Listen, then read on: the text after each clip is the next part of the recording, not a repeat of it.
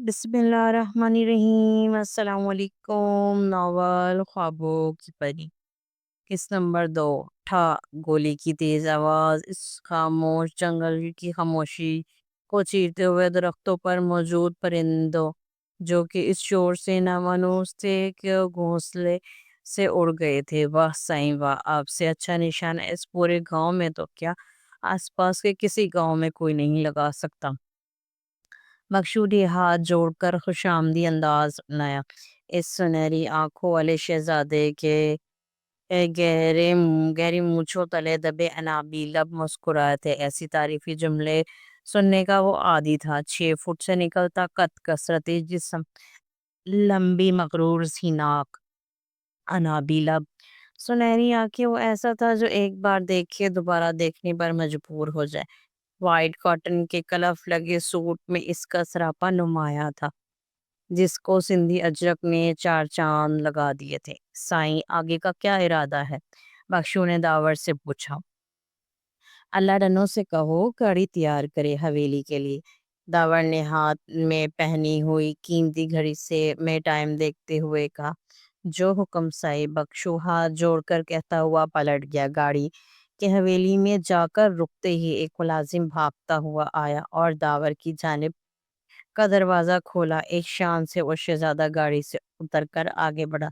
रास्ते में आने वाले मुलाजमों के सलाम के जवाब सर के इशारे से देता हुआ हवेली में दाखिल हुआ और सीधा अपनी माँ की तरफ बढ़ा। दस्तक देकर अंदर दाखिल हुआ, जहाँ एक अधेड़ उम्र की औरत बेड क्राउन से टेक लगाकर बैठी हुई थी। दावर इनको सलाम करता हुआ इनके दोनों हाथ अपनी आंखों पर लगाकर इनके सामने बैठ गया। इन खातून की आंखों की चमक दावर को देखकर बढ़ गई। इन्होंने इसके सलाम का जवाब देकर आगे बढ़कर इसका माथा चूमा। कैसी हैं अम्मा साई आप? दावर ने पूछा। वो औरत कैसी हो सकती है जिसका जवान बेटा होते हुए भी वो पोता पोती भी नहीं खिला सकती? गुलजार बेगम ने नाराजगी से भरपूर लहजे में जवाब दिया। ओ मेरी प्यारी अम्मा साईं, हो जाएगी शादी भी, इतनी भी क्या जल्दी है? दावा ने हल्के फुल्के अंदाज में बात को टालते हुए कहा। ये जल्दी है तो फिर देर क्या होगी? गुलजार बेगम ने कहा। 32 का हो गया है, अब क्या बूढ़ा होकर शादी करेगा?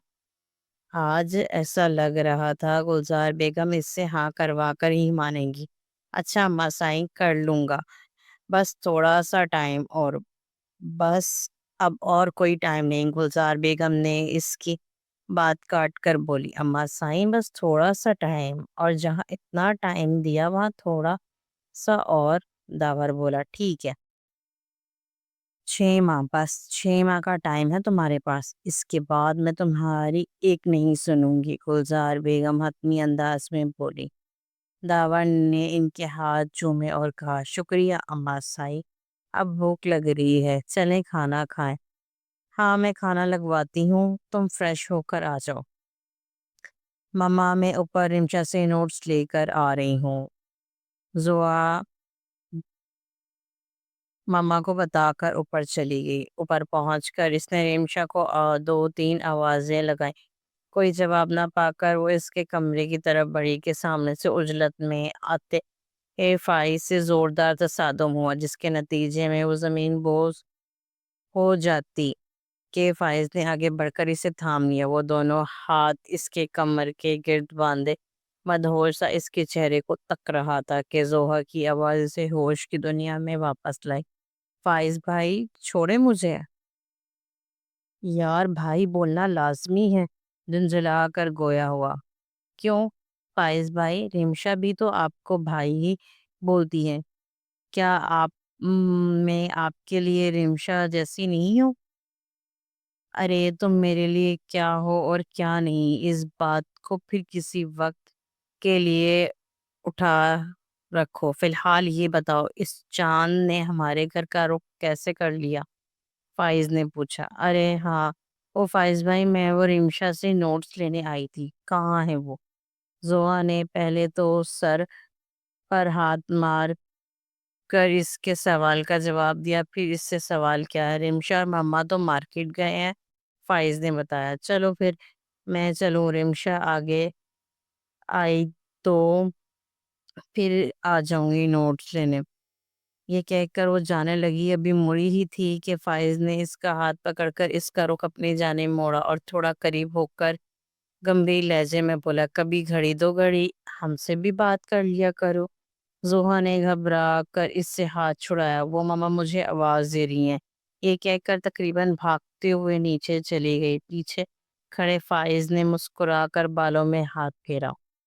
زوہا نیچے آ کر بغیر ادھر ادھر دیکھے سیدھی اپنے کمرے میں چلی گئی، دروازہ بند کر کے اس سے ٹیک لگا کر لمبے لمبے سانس لینے لگی۔ وہ بچی نہیں تھی جو فائز کی نظروں میں مچلتے پیغام کو نہ سمجھ پڑ پائے، پر وہ فی الحال ان چیزوں سے دور رہنا چاہتی تھی۔